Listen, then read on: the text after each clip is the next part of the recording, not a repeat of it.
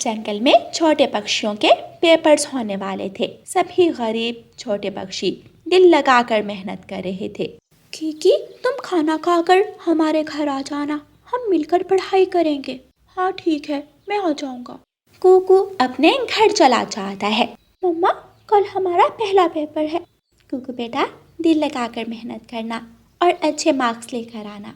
जी मम्मा, मैं दिल लगाकर पढ़ाई करूंगा। मुझे सारे सवाल अच्छे से याद हैं। आज कीकी भी हमारे घर आएगा, हम दोनों मिलकर पढ़ाई करेंगे। जग्गू, अरे ओ जग्गू, कहाँ जा रहे हो? पापा, मैं बाहर खेलने जा रहा हूँ। तुम्हें पता है ना, कल तुम्हारा पेपर है। चलो बैठकर पढ़ाई करो। मम्मा, देखे ना, मैं अभी तो स्कूल से पढ़कर आया हूँ और अब फिर पढ़ाई। मुझे नहीं पढ़ना अब। अच्छा जाओ, तुम कुछ देर खेलाओ। गौरी, तुम जग्गू को खराब कर रही हो। अगर ये इस बार फेल हुआ तो मैं तुम्हें छोड़ूंगा नहीं। इतना कहकर कालू कौवा घर से बाहर चला जाता है। तुम चिंता मत करो, इस बार मैं पास होने का जुगाड़ भी लगा ही लूंगी। अगले दिन सभी छोटे पक्षी स्कूल पहुंच जाते हैं और उनका पेपर शुरू हो जाता है। सभी बच्चे पेपर लिखने लगते हैं। कूकू, अरे कूकू, इस सवाल का जवाब बता दो। पहले सवाल का जवाब। कूकू, तुम मेरे दोस्त नहीं हो, प्लीज जवाब बता दो। जग्गू कूकू से सवाल का जवाब पूछ रहा था, मगर कूकू पूरी तवज्जो से अपना पेपर करने में लगन था। बच्चों, तुम बाहर जाओ, एक बार फिर पूछूंगा मैं तुम्हें। ज्यादा ही शोखा बन रहा है यहाँ। क्या मसला है? कौन बोल रहा है? सब खामोशी से अपना अपना पेपर करो, वरना पेपर लेकर क्लास से बाहर निकाल दूंगा। सब छोटे पक्षी पेपर हल कर लेते हैं और जग्गू इधर उधर से मदद मांगता रह जाता है। कुछ ही देर बाद छुट्टी हो जाती है और सब छोटे पक्षी अपने अपने घरों को वापस चले जाते हैं। जग्गू, कैसे हो रहे हैं तुम्हारे पेपर्स? बहुत अच्छे पापा, मुझे सब कुछ आता है। अगर फेल हुए ना तो बाहर वाले पेड़ से उल्टा लटका दूंगा तुम्हें। बस भी करें, बेचारे बच्चे को कितना डराओगे। और चलो जग्गू, मैं तुम्हें खाना दूं। गोरी कव्वी जग्गू को रसोई में ले जाती है। तुम फिक्र मत करो, मैं तुम्हें फर्स्ट पोजीशन दिलाऊंगी। मगर मम्मा, वो कैसे? वो तुम मुझ पर छोड़ दो। जाओ जाकर मुंह हाथ धोआओ और आकर खाना खाओ। फिक्र नहीं करनी मेरे बच्चे ने। मेरी प्यारी मम्मा। याहू! जग्गू खुश हो जाता है और जो थोड़ी बहुत पढ़ाई वो करता था उसने वो भी छोड़ दी थी। वो सारा दिन खेलता था। एग्जाम्स खत्म हो जाते हैं और रिजल्ट भी आ जाता है। पापा देखें, मैं फर्स्ट आया हूँ, मैं फर्स्ट आया हूँ। First first, Yahoo! मेरा बेटा, देखा ना कालू जी, हमारा बेटा कितना ज़हीन है। आप तो यूं ही इसे डांटते रहते थे। मम्मा, मेरी कोई भी पोजीशन नहीं आई। मम्मा, क्लास में मैं हमेशा सबसे अच्छा लेसन सुनाता था। जोकू को तो कभी भी लेसन याद नहीं होता था और वो पेपर्स में भी बाहर खेलता रहता था। फिर वो कैसे फर्स्ट आ गया? कुकू बेटा, आप परेशान मत हो, कोई बात नहीं। मैं जानती हूँ मेरा बेटा बहुत ज़हीन है। रानू चिड़िया मन ही मन सोचती है, कुछ तो गड़बड़ है। कीकी भी इतना ज़हीन था, उसकी भी कोई पोजीशन नहीं आई। सब अमीर पक्षियों की पोजीशन बस। रानू चिड़िया कूकू के स्कूल में नौकरी करने का इरादा करती है और अगले दिन प्रिंसिपल के ऑफिस जाती है। रानू, तुम तो बहुत ज़हीन हो, तुम कल से ही स्कूल पढ़ाने आ जाया करना। रानू चिड़िया खुश हो जाती है। रानू चिड़िया बच्चों को पढ़ाने लगती है। जग्गू, आप बताओ, घोंसला बनाने के लिए घास ज़रूरी होती है या लकड़ियाँ? ये तो मुझे नहीं पता। अच्छा, तो तुम ये बताओ कि अगर बारिशों में घोंसला टूटने का खतरा हो तो क्या करना चाहिए? आप कूकू और कीकी से पूछ लें, मुझे नहीं पता। रानू चिड़िया सब जान जाती है। वो बच्चों को पूरा साल पढ़ाती है। दिन गुजरते गए और फिर बच्चों के एग्जाम्स शुरू हो जाते हैं। आपको पता है ना, मेरा बेटा ही फर्स्ट आना चाहिए। ये ले, रख ले। गोरी कव्वी प्रिंसिपल को एक भारी रकम देती है और वहाँ से चली जाती है। रानू चिड़िया पीछे खड़ी ये सब देख रही थी। रानू चिड़िया अपनी क्लास में जाती है। पेपर शुरू हो जाता है। सब बच्चे लिख रहे थे, मगर जग्गू, लाल तोता और उल्लू वैसे ही बैठे थे। पेपर का वक्त खत्म होने वाला है, तुम तीनों ऐसे क्यों बैठे हो? आपको नहीं पता, हम ना लिखकर भी फर्स्ट ही आएंगे। छुट्टी हो जाती है, सब बच्चे अपने अपने घर चले जाते हैं। रानो चिड़िया, इन बच्चों के नाम काट कर जग्गू, तोते और उल्लू का नाम लिख दो। मगर क्यों? मैं ऐसा नहीं कर सकती। ये मेरा स्कूल है और यहाँ मेरी मर्जी चलेगी। आपको बच्चों के साथ ऐसे अन्याय करते हुए शर्म आनी चाहिए। वह मासूम बच्चे रात रात भर पढ़ते हैं, ये उनका हक है। कुछ ज्यादा ही जुबान चलाने लगी हो तुम। निकल जाओ मेरे स्कूल से और दोबारा इधर का रुख मत करना। मैं तुम्हारा स्कूल बंद करवा के रहूंगी, देखना अब मैं क्या करती हूँ। रानो चिड़िया सब गरीब पक्षियों को जमा करती है और उन्हें सब बता देती है। मैं भी हैरान थी, मेरा बेटा इतना ज़हीन है मगर नंबर फिर भी कम ही लाता था।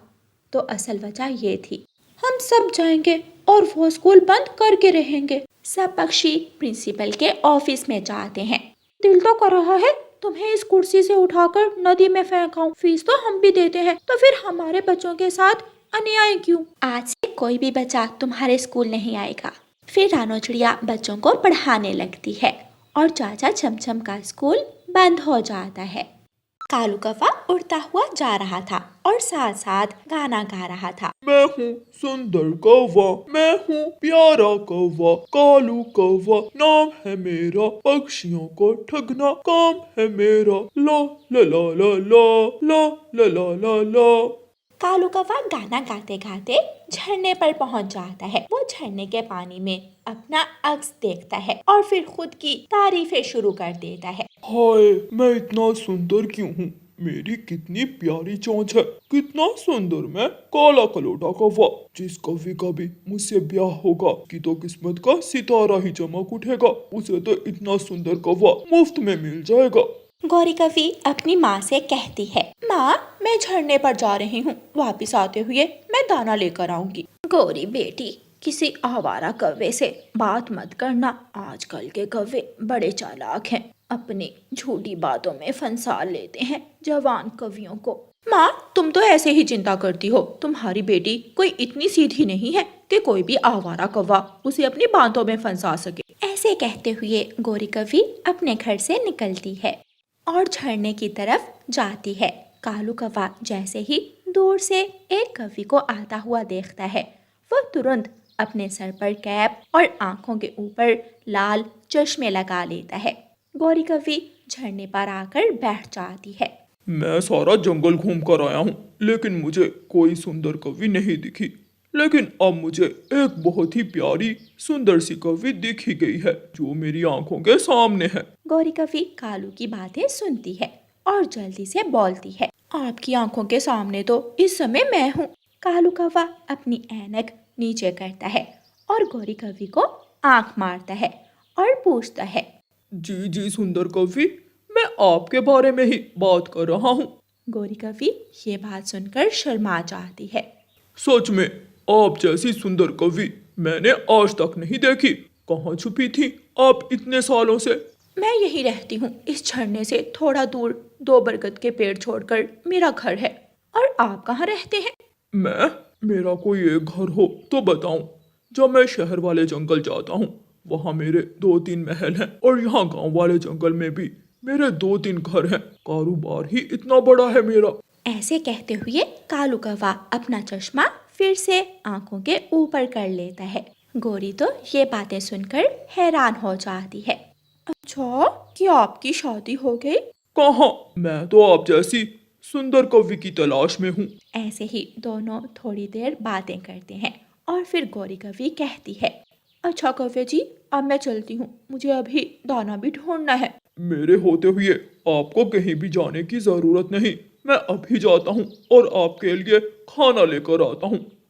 आप मुझे बताएं कि आपको खाने में क्या पसंद है? मेरा तो जलेबियाँ खाने का मन कर रहा है आज। आपको जो भी पसंद है आप मुझे बता दिया करना, मैं ला कर दूंगा आपको। आप यहीं रुके, मैं अभी जाकर लाता हूँ जलेबियाँ। कालू कौवा ऐसा कहते हुए वहाँ से उड़ता है। कालू कौवा जल्दी से उड़ता उड़ता रानो चिड़िया के पास जाता है और जोर जोर से दरवाजे पर दस्तक देता है। रानो चिड़िया दरवाजा खोलती है। क्या बात है कालू भैया, क्या दरवाजा तोड़ोगे? रानो चिड़िया, मेरी बहन आई हुई है, उसे भूख भी बहुत ज्यादा लगी है। अब अगर उसे भूखे पेट वापस भेजूंगा तो अच्छा थोड़ी लगेगा। मेरे पास पैसे भी नहीं है, मुझे थोड़े से पैसे उधार दे दो। कालू भैया, मेरे पास तो सिर्फ 50 रुपए हैं, उनसे मैंने खुद सब्जी लेकर आनी है। रानो मेरी बहन, मेरी इज्जत रख लो, आज मुझे पैसे दे दो, मैं तुम्हारे सारे पैसे वापस कर दूंगा। अच्छा ठीक है, रुको मैं लाती हूँ पैसे। रानो चिड़िया घर के अंदर जाती है, अलमारी का दरवाजा खोलती है और अलमारी से पैसे निकालती और वापस बाहर जाती है। ये लो कव्वे, जाओ जाकर अब अपनी बहन की भूख मिटाओ। धन्यवाद रानो बहन, मैं तुम्हारा एहसान हमेशा याद रखूंगा। कालू कौवा रानो चिड़िया से पैसे लेकर सीधा जलेबियों की दुकान पर जाता है, जलेबियाँ लेता है और जलेबियाँ लेकर झरने पर जाता है। मैं आ गया। ये लो सुंदर कवि, जितनी तुम्हारी बातें मीठी उतनी ही ये जलेबियां मीठी। गोरी कव्वी शर्माती है और कालू कौवे को धन्यवाद कहकर वो जलेबियाँ लेती है। कल भी यहाँ ही आ जाना, तुम जो कहोगी मैं तुम्हें वही चीज ला कर दूंगा। गौरी कव्वी अपने घर चली जाती है और कालू कौवा भी गाना गुनगुनाता हुआ अपने घर की तरफ चला जाता है। ला ला ला ला ला, मैं कौवा, मैं काला कौवा, मैं सुंदर कौवा, ला ला ला ला ला। अगले दिन गौरी कव्वी फिर से झरने पर जाती है। कालू कौवा तो पहले ही झरने पर आया बैठा था। कालू जी, आज मेरा समोसे खाने को मन कर रहा है, क्या आप मुझे समोसे खिला सकते हैं? लो, मैंने तुम्हें पहले भी कहा था कि तुम जो भी कहोगी वही ला कर दूंगा मैं तुम्हें। तुम यही रुको, मैं अभी समोसे लेकर आता हूँ। कालू कौवा फिर से उड़ता है और जल्दी से रानो चिड़िया के पास जाता है। रानो, रानो मेरी बहन, मुझे कुछ पैसे उधार दे दो। कालू भैया, अभी कल ही तो मैंने आपको पैसे उधार दिए हैं, पहले वो पैसे तो वापस कर दो। तुम ऐसे करो, एक रजिस्टर में सारे उधार लिख लो, मैं इकट्ठे वापस कर दूंगा तुम्हें। नहीं है मेरे पास पैसे, जो पैसे थे मैं उनसे सब्जी ले आई हूँ। झूठ मत बोलो, आज तुम मुझे पैसे देना ही नहीं चाहती। देख लूंगा मैं तुम्हें, मेरी बात ना मानने का अंजाम भी तुम भुगतोगी। हैं? ये तो वही बात हुई, एक तो चोरी और ऊपर से सीना चोरी। एक तो मुझसे पैसे ले रहे हो और मुझे ही डरा रहे हो। जाओ, चले जाओ यहाँ से। कालू कौवा गुस्से में वहाँ से चला जाता है। कालू कौवा सीधा कबूतर के खेत में जाता है। वहाँ कबूतर खेत में काम कर रहा था। कबूतर, मेरी मदद करो, मैं मर जाऊंगा। क्या हुआ है कालू, कुछ बताओ तो। पता नहीं क्यों सुबह से मुझे चक्कर से आ रहे हैं और सर में भी बहुत ज्यादा दर्द है। दवा के पैसे नहीं है मेरे पास, मेरी मदद करो, मुझे कुछ पैसे दे दो। तुम्हारी दवा 100 रुपए में आ जाएगी। जाओ, तुम ऐसा करो, लूसी से घर जाकर पैसे ले लो। प्यारे दोस्तों, इस कहानी का अगला भाग देखने के लिए कल तक इंतजार करें और आपको ये वाला भाग कैसा लगा है हमें कमेंट करके ज़रूर बताएं। पहाड़ों वाले जंगल में 2 नए पक्षी आते हैं। जंगल के सारे पक्षी उन 2 नए पक्षियों से मिलने जाते हैं। कौवो, हम आपका इस जंगल में स्वागत करते हैं। आपसे आप दोनों भी इस जंगल का हिस्सा हो, इसलिए आप दोनों को चिंता करने की कोई ज़रूरत नहीं है। हम सब इस जंगल में मिलजुल कर रहते हैं और एक दूसरे का ख्याल रखते हैं। धन्यवाद बुलबुल और चिड़िया बहन, हमारी तो किस्मत कितनी अच्छी है कि हमें इतने अच्छे पड़ोसी मिल गए। मैंने तो गोरी को पहले ही बता दिया था कि हमें यहाँ कोई भी समस्या होगी तो इस जंगल के पक्षी हमारी मदद जरूर करेंगे। और आज शाम का खाना मैं आप दोनों को दे जाऊंगी, आप दोनों सफर करके थक गए होंगे। फिर पक्षी अपने अपने घरों को चले जाते हैं। कालू जी, यहाँ के पक्षी सच में इतने अच्छे हैं कि बस नाटक कर रहे हैं। नहीं नहीं, मेरे मामा जी ने बताया है कि इस जंगल के पक्षी बहुत अच्छे हैं, हम इनकी इसी अच्छाई का फायदा उठाएंगे। देखना, ये हमें हर रोज खिलाएंगे और हम मुफ्त में बैठकर खाएंगे। थोड़ी देर बाद कौवों के दरवाजे पर दस्तक होती है। गौरी कव्वी दरवाजा खोलती है तो बाहर बुलबुल हाथ में चावलों की प्लेट लिए खड़ी थी। ये लो गोरी बहन, मैं उम्मीद करती हूँ आपको पसंद आएंगे। धन्यवाद बुलबुल बहन, खुशबू तो बहुत मजे की आ रही है। बुलबुल गौरी कव्वी को चावल देकर अपने घर वापस चली जाती है।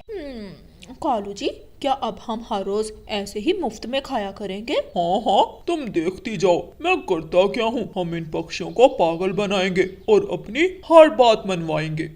अगले दिन कालू कौवा एक बड़े नीम के पेड़ पर बैठा था। जैसे ही वो रानू चिड़िया को उस तरफ आता देखता है, वो जोर जोर से रोना शुरू कर देता है। रानू चिड़िया कालू कौवे को रोता देखकर वहाँ आती है। कौवे भैया, क्या हुआ है, मुझे बताएं, आप यहाँ ऐसे बैठकर रो क्यों रहे हैं? क्या बताऊं चिड़िया बहन, मेरे पास जो भी पैसे बचे थे उनसे आज मैं बाजार से सब्जियां लेकर आया था, लेकिन मुझे रास्ते में एक उल्लू मिल गया। जल्दी से निकाल जो कुछ भी तेरे पास है। उल्लू, मेरे पास कुछ भी नहीं है, जो पैसे थे उनसे ये सब्जियां ले आया हूँ, प्लीज मुझे घर जाने दो। ये सब्जियां मुझे दे दो, मैं तो इन्हीं से एक दिन चला लूंगा। अगर ये मैंने तुम्हें दे दी तो मैं क्या खाऊंगा? मेरे सामने जुबान चलाता है। चिड़िया बहन, फिर वो मुझे मारने की धमकी देता है और मैं अपनी सारी सब्जियां उसे दे आया हूँ। अब मैं खाली हाथ घर जाऊंगा तो गौरी को क्या मुंह दिखाऊंगा? कालू भाई, मैंने आपको कल भी बताया था कि हम सब पक्षी एक दूसरे की मदद करते हैं। आपको चिंता करने की कोई जरूरत नहीं, आप मेरे साथ आए। फिर रानू चिड़िया कालू कौवे को अपने साथ अपने खेत में ले जाती है। वहाँ टमाटर, गाजर, भिंडी, बैंगन, हर तरह की सब्जी थी। कौवे भाई, ये मेरा खेत है, आपको जो भी सब्जी चाहिए वो आप यहाँ से ले सकते हैं। मैं अपने घर जा रही हूँ, आप भी सब्जी लेकर अपने घर चले जाइएगा। फिर रानू चिड़िया अपने घर की तरफ चली जाती है। इस चिड़िया को तो पागल बनाने में बहुत मजा आया। कितनी बेवकूफ है ये, मेरी झूठी कहानी को सच समझ बैठी। मेरी गोरी पत्नी तो इतनी सारी सब्जियां देखकर खुश हो जाएगी। फिर कालू कौवा अपनी पसंद की सब्जियां रानू चिड़िया के खेत से तोड़ता है और घर ले जाता है। कालू जी, ये इतनी सारी सब्जियां कहाँ से ले आए? उस कमजोर चिड़िया के खेत से। उसके सामने बस थोड़े से झूठे आंसू बहाए। तुम भी उन पक्षियों को पागल बनाकर ऐसे ही अपने काम करवाना। अगले दिन बुलबुल गौरी कवि के घर जाती है। गौरी बुलबुल को देखते ही बीमार होने का नाटक करती है। क्या हुआ गौरी बहन, आपकी तबीयत आज ठीक नहीं लग रही? हाँ बुलबुल बहन, बस सुबह से चक्कर आ रहे हैं। अभी तो घर का सारा काम पड़ा है, झाड़ू लगाना है, बर्तन धोने हैं, सब्जी बनानी है। अब मैं इतना सब कुछ कैसे करूंगी? अरे गौरी बहन, मैं हूँ ना, आपको चिंता करने की कोई जरूरत नहीं। मैं ये सारे काम कर देती हूँ। आखिर मुश्किल समय में पड़ोसी नहीं काम आएगा तो और कौन आएगा? बुलबुल रसोई में जाकर गौरी कवि के बर्तन धोने लगती है। अब ये मोटी बुलबुल मेरे सारे काम करेगी और मैं आराम से अपने घोंसले में लेटी रहूंगी। हमें तो मुफ्त के नौकर मिल गए। बुलबुल गौरी कवि के सारे काम करने के बाद अपने घर चली जाती है और गौरी कवि सारा दिन अपने घोंसले में आराम करती है। अगले दिन फिर से कालू कौवा पक्षियों के सामने जाकर रोने लग जाता है। क्या बात है कौवे, अब क्या समस्या है? कबूतर भाई, आज मैं अपने सेठ से एडवांस भिगाड़ लेने गया था, लेकिन फिर से वो उल्लू चोर मेरे सारे पैसे मुझसे छीन कर भाग गया। अब मैं रोज रोज आप सबसे ऐसे सब्जियां और फल तो नहीं ले सकता, मुझे तो शर्म आती है। कौवे भैया, इसमें शर्म वाली कोई बात नहीं, आप ही हमारे जंगल का हिस्सा है। हमसे जितना हो सकेगा हम आपकी और गौरी बहन की मदद जरूर करेंगे। फिर रानू चिड़िया अपने खेत से सब्जियों की टोकरी भरकर कालू कौवे को देती है और कबूतर अपने खेत में जाकर मीठे फलों की टोकरी भरकर लाता है। कालू कौवा खुशी खुशी वो दोनों टोकरियां लेकर अपने घर चला जाता है। आधी रात को रानू चिड़िया के बेटे कुकू के दांत में दर्द शुरू हो जाता है। मम्मा, ये दांत का दर्द तो रुकने का नाम ही नहीं ले रहा। बेटा कुकू, मैंने आपको पहले ही समझाया था कि इतना मीठा मत खाया करो। अच्छा, आप घर में ही रहो, मैं पूछ कर आती हूँ, शायद किसी पक्षी के घर दांत दर्द की दवा हो। रानू चिड़िया अपने घर से निकलती है। वो गौरी और कालू के घर की तरफ जाती है। कालू जी, उन पक्षियों को पागल बनाने में तो बहुत मजा आ रहा है। कल मैंने बीमार होने का नाटक किया और अपने सारे काम उस मोटी बुलबुल से करवा लिए। और आज मैं भी अपनी झूठी कहानी सुनाकर उस गंदी आंखों वाले कबूतर और उस छोटी चिड़िया से फल और सब्जियां ले आया।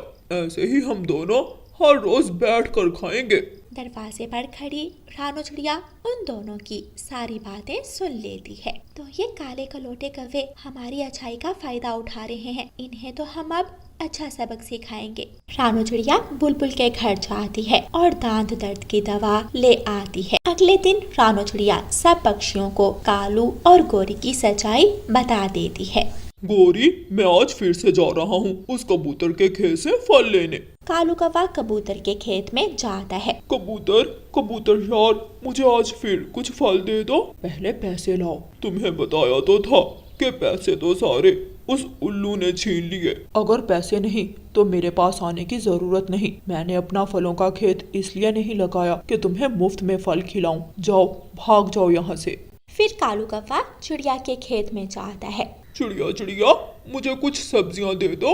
क्यों जी, मैं क्यों अपने खेत से सब्जियां दूं? जाओ खुद जाकर खरीद लाओ। तुमने ही तो कहा था कि तुम सब हमारी मदद करोगे। हम झूठे और धोखेबाज पक्षियों की मदद नहीं करते। जाओ, निकल जाओ यहाँ से। गौरी कौवी अपने घर के बाहर बैठी हुई थी।